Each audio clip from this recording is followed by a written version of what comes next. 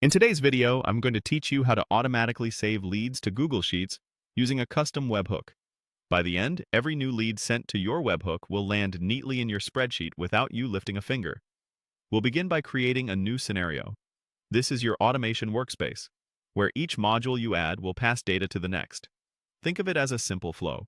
Something triggers the process, then the data moves where you want it to go. Next, add the Webhooks module and choose the Custom Webhook option.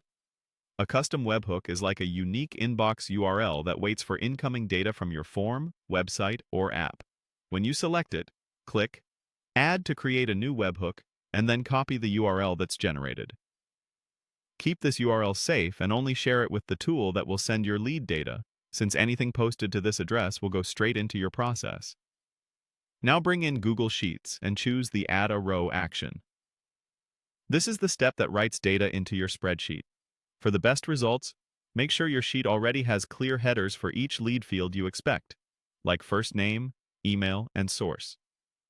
Consistent column names make mapping fast and error-free. With your Webhook and Google Sheets modules in place, map the Webhook data to the corresponding columns in your sheet. You'll see the fields captured by the Webhook on one side and your spreadsheet columns on the other. Link them carefully so each piece of information lands in the right spot. If you don't need a particular field, you can leave it unmapped. The rest will still flow. When your mapping looks good, click Run once. This puts your scenario in listening mode.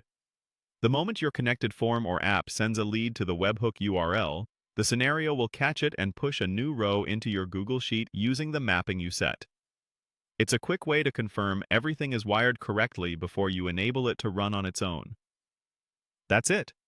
You created a scenario, added a custom webhook, copied the URL, set Google Sheets to add a row, mapped your data, and ran it once to validate.